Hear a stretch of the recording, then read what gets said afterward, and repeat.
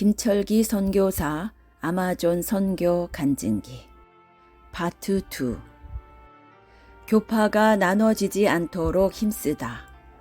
아마존에 들어갔을 때 이미 아마존 검은강 유역에 복음을 전했던 한 미국 여자 선교사와 세부족 선교회에 의해 인디오 부족 교회들이 세워져 있었습니다. 그런데 브라질인 교회들이 인디오 부족 교회들을 찾아가서 인디오 부족 교회들과 사역을 하고 필요한 물품들을 나눠주는 모습을 보았습니다. 그리고 부족 교회들이 브라질인 교파들에 속한 교회로 바꾸는 중이었습니다. 동일한 부족으로서 그동안 같은 예식과 전통을 갖고 있었는데 교파가 갈라지면서 원주민 교회들이 교리와 교회 정책의 차이로 말미암아 심한 반목을 거듭하는 것을 보았습니다. 초기 한국에 복음이 전해지고 난 후 감리교회 선교사들이 교단을 나누지 말고 민족교회로 만들자고 제안하여 장로교회 선교사들도 동의했다고 합니다. 그런데 일본 정부가 이것을 발견하고 압력을 가해 결국 교파들이 나눠지도록 했다는 한국 교회사를 기억합니다. 선교지에서 이런 상황들을 보면서 무척 안타까웠습니다. 선교지에서 얼마나 많은 영혼들을 구원의 주님께 돌려드리는 것도 중요합니다. 그러나 하나님 앞에서, 역사 앞에서 부끄러움이 없이 현지 교회들을 섬기고 연합에 동참해야 한다는 것 또한 아주 중요하다고 배웠습니다. 그래서 현지에서 사역하는 선교사들과 현지 교회 지도자들에게 교파가 나눠지지 않고 계속 단일 부족 교회로 존재하도록 단일 부족 교회 연합을 설립하자고 설득을 계속했습니다. 단일 부족임에도 교파가 나눠져서 단지 교리 때문에 불화하는 것은 하나님의 뜻이 아닙니다. 그리고 이런 교회들의 분란을 보면서 실망한 많은 이들이 교회를 떠날 것입니다. 그러니 단일 교회가 단일 부족 교회로 존재할 때에 가장 바람직하게 성장하고 동시에 하나님의 뜻이 이루어질 것이라는 논지를 폈습니다. 이렇게 설득하는데 여러 해가 걸렸습니다. 드디어 2001년 7월 5일 브라질 정부 인디오청 대표, 현지 선교회들 대표, 인디오 부족교회 대표들 100여 명이 모여 아마존 검은강 상류신학교에서 단일 부족교회 정관을 통과시키고 단일 부족교회 총회를 결성했습니다. 하나님께 모든 영광을 돌려드리며 함께 참여하여 준 선교사들, 현지 교회 지도자들에게 감사드립니다. 1997년에 개교한 아마존 검은강 상류신학교는 우리의 가장 주된 사역입니다.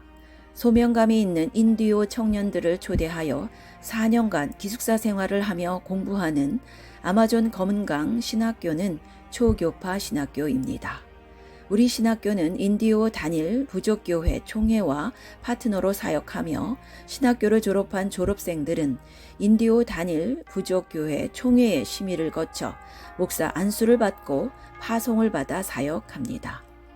1996년부터 시작한 의료 사역도 초교파 사역으로 진행합니다. 의료 혜택이 미치기 어려운 인디오 마을들을 찾아가 우리가 도움을 준다는 이유로 장로교 간판을 걸고 싶다고 할 때 거절했습니다.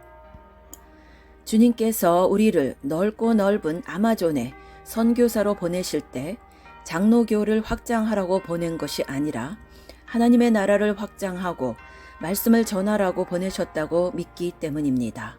다만 우리가 개척한 교회들은 모두 도시에 있어서 나도 우리 교회들도 브라질 장로교회에 속해 있습니다. 그동안 우리가 아마존 현지에서 절대 필요하다고 믿고 시행한 선교 방법들을 신뢰하고 도움을 준 교파를 초월하여 함께 동역한 교회들과 성도님들께 깊이 감사를 드립니다. 우리가 행한 사역들은 모두 하나님의 은혜와 여러 교회들과 성도님들의 기도와 도움에 의한 것입니다.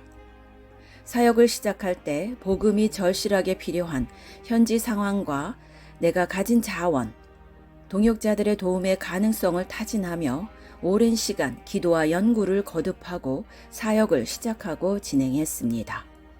철저한 검증과 기도 끝에 내린 결론으로 시작한 사역들은 가장 교과서적이고 필요한 사역이라는 확신을 갖고 있었습니다. 그런데 나는 그곳에 내 한계와 약함과 교만이 어우러져 있음을 몰랐습니다. 은밀한 마음 깊은 곳에 숨겨진 내 자랑과 내 의의가 얼마나 큰지 무지했습니다. 왜냐하면 나와 주님과의 관계보다 사역을 더 중요하게 여기고 매진했기 때문입니다. 내가 행한 사역들로 많은 영혼들이 구원을 받았습니다. 그런데 나는 주님을 대적한 죄인으로 남았습니다. 아마존 부흥의 불씨로 써 주소서. 1999년부터 우리는 선교지에서 심한 영적 메마름을 느꼈습니다. 이 영적 갈증은 아마존 이 지역의 부흥을 위해 기도하고 싶은 마음으로 이어졌습니다. 그래서 주님 이 땅에 부흥을 주시든지 아니면 저희를 데려가십시오. 저희를 부흥의 불씨로 사용하여 주시옵소서 라고 기도하기 시작했습니다. 새벽마다 목소리를 높여 부르짖었습니다. 목이 상하고 또 상해도 계속 기도했습니다. 그러나 일주일, 한 달, 1년이 지나도 아무런 변화가 없었습니다. 그럼에도 불구하고 주님께서 부흥을 위하여 기도하고 싶은 마음을 계속 채워주셨습니다. 얼마 후에는 이 지역의 부흥이 아니라 내 심령의 부흥을 주십시오 라고 기도하였고 주님은 우리의 내외를 회개로 인도하셨습니다. 주님은 이미 그때 우리 심령 속에 부흥을 주셨습니다. 단지 이 부흥의 불길이 다른 사람에게 전달될 만큼 크지 않았습니다. 언제나 부흥이 올 것인가? 한 달이 지나고 해가 지나고 또 한 해가 지나면서 초조해졌습니다. 그렇게 주님은 우리의 믿음과 기다림을 준비시키셨습니다. 부흥은 회개운동을 통해 찾아왔습니다. 우리 신학교에 재학 중이던 에스더라는 자매가 허운석 선교사와 함께 기도를 하다가 성령 체험을 했습니다. 자매는 숨겨왔던 죄를 고백했습니다. 어둠의 왕인 사탄의 포획권이 주님의 빛 아래서 분노하며 보복하고 위협했습니다. 그러나 성령께서 곧 그를 강하고 담대하게 하셨습니다. 오히려 자매의 자백을 통하여 모든 자매들이 죄악을 낱낱이 고백하는 놀라운 역사가 일어났습니다. 그래서 신학교의 남학생들의 죄들이 밝혀졌고 그들은 꼼짝없이 회개할 수밖에 없었습니다. 회개운동이 일어나면서부터 신학생들은 신학교 공식 일정이 끝나는 매일 저녁 10시 반부터 채플실에서 기도를 가졌습니다. 낮에는 시간이 나기만 하면 자발적으로 주님을 만날 자리를 찾기 위해 정글로 들어갔습니다. 남학생들은 오른쪽으로, 여학생들은 반대쪽으로 깊숙이 들어갔습니다. 그들은 정글 속에서 목소리를 다해 죄를 토했습니다. 부르짖는 기도 소리가 온 정글에 메아리 치며 울려 퍼졌습니다. 정글에서 학생들의 기도 소리에 모든 동물들이 숨을 죽이고 귀를 기울였습니다. 매일 저녁에 가지는 기도회에서 그들은 죄를 공개적으로 자백했습니다. 정글에서 얼마나 회개 기도를 많이 했던지 눈은 충혈되고 목은 쉬었으나 그들의 얼굴은 어린 양처럼 순결했습니다. 이런 회개운동 후에 주님은 당시 신학교에 재학 중이던 신학교 가족 60명 전원에게 성령 체험을 주셨습니다. 회개운동이 계속되는 중에 우리는 성 가브리에우 시내에 있는 우리 교회 교인들을 신학교 금요일 철야 예배에 초대했습니다. 지금껏 신학생들이 경험한 성령의 임재를 경험하지 못한 교인들이 어떤 반응을 보일지 두렵고 기대가 되었습니다. 그런데 놀라운 일이 일어났습니다. 교인들은 신학생 60명이 쏟아내는 기도와 찬양을 보며 몸에 경련을 일으키고 뒤로 넘어지는 등 성령의 임재를 경험했습니다. 그러고는 성령을 체험하고 학생들이 그랬던 것처럼 자신의 죄악을 통회하며 공개적으로 자백하기 시작했습니다. 성령께서 친히 일으키시는 회개운동이 얼마나 강력했던지 불신자들이 금요일 철야 예배를 구경하러 왔습니다. 나는 이들 불신자들을 신학교 교실 한쪽에 모아놓고 에반지 큐브로 복음을 전한 뒤 주님을 영접하게 했습니다. 놀랍게도 그들 역시 그날 저녁 성령을 체험하고 공개적으로 죄를 자백했습니다.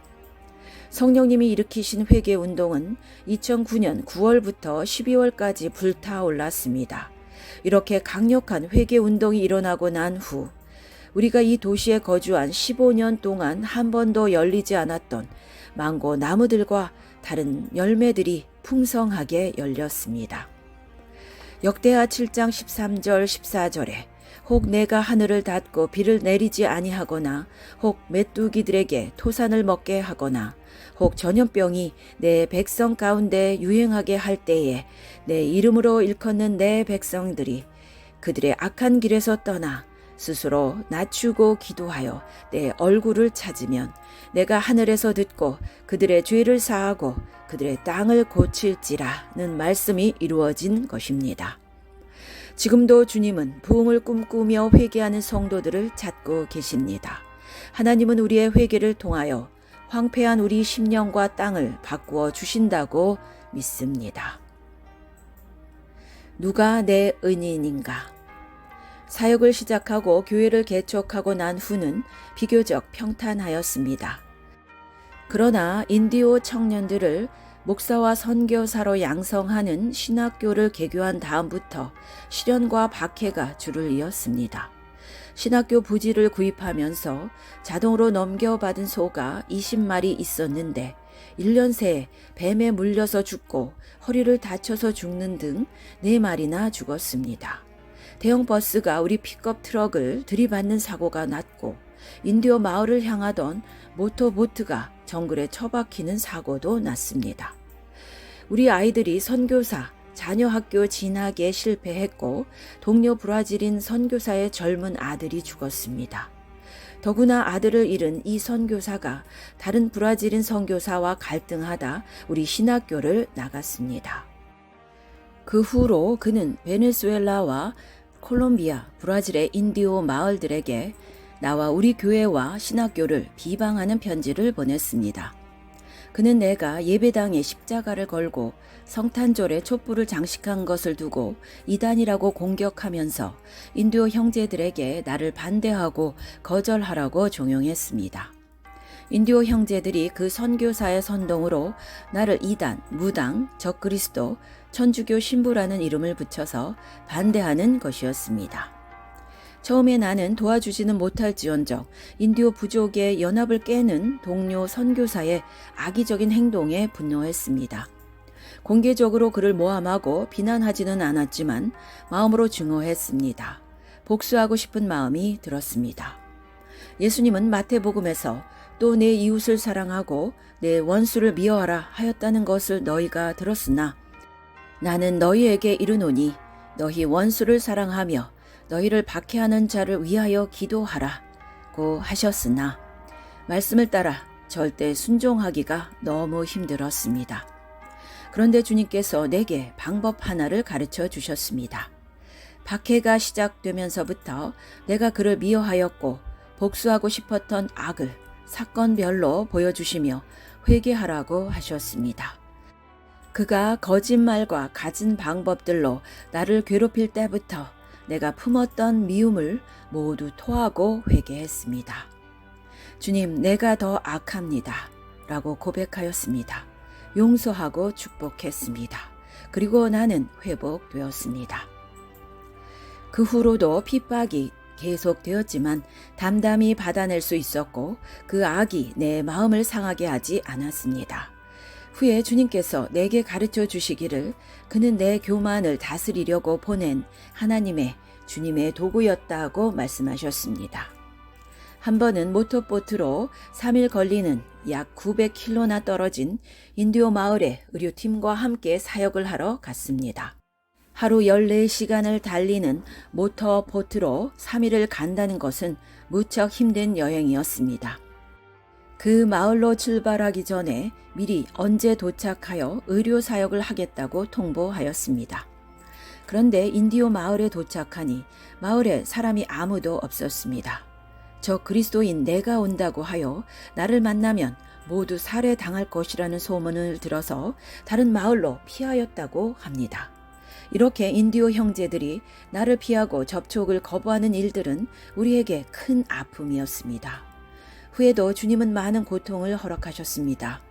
중상모략과 투서들, 고소사건들, 배신과 이용당함, 계속되는 말라리아 감염과 독살 시도가 있었습니다.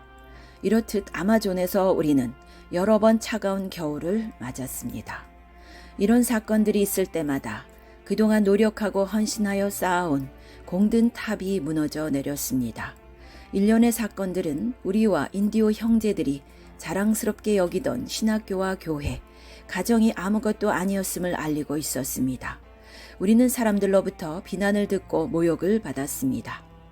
그때 우리는 발견하였습니다. 주님이 우리의 옷을 벗기시는구나. 나뭇잎을 모두 떨구어 가지만 앙상한 겨울 나무로 만드시는구나. 고통스러웠지만 묵묵히 이 모든 고난을 받아들였습니다. 내가 주님을 사역으로 오해하고 우상으로 섬기는 것을 까발려서 보여주셨으니 마땅히 모욕받으며 회개하였습니다. 부족한 선교비로 인해 내가 얼마나 돈을 사랑하는지 밝혀주셨습니다. 주님은 우리 인생에서 우리가 두려워하는 것들, 염려하는 것들이 세상을 사랑함으로 가지는 우상들임을 가르쳐 주셨습니다. 마치 양파 껍질을 벗기면 또 껍질이 나오듯이 계속해서 우리의 문제들을 계시하여 회개하게 하시고 그것들에 대하여 죽게 하셨습니다. 그리고 나는 알았습니다. 나를 주님께로 가장 가까이 데려다 주고 진실한 복을 받게 하여 준 일들과 사람들은 누구였나? 그것은 내가 기뻐하였던 좋은 일들과 나를 돕고 함께 하여 준 동역자들이 아니었습니다. 역설적이게도 나를 괴롭히고 모욕하고 배신한 그들이 은인이었습니다. 혹독한 고난이었습니다. 만일 주님의 허락하심 중에 내가 고난과 십자가가 없었다면 나는 어쩌면 지금도 썩어지지 않은 한 알의 미랄로 남아 있으리라. 진실로 우리를 사랑하셔서 고난으로 우리를 단련하신 주님께 모든 영광을 돌려드립니다. 주님, 내가 가졌던 내가 한 일이라는 모든 선함의 옷을 벗기소서. 그리고 당신께로 가게 하소서. 아멘.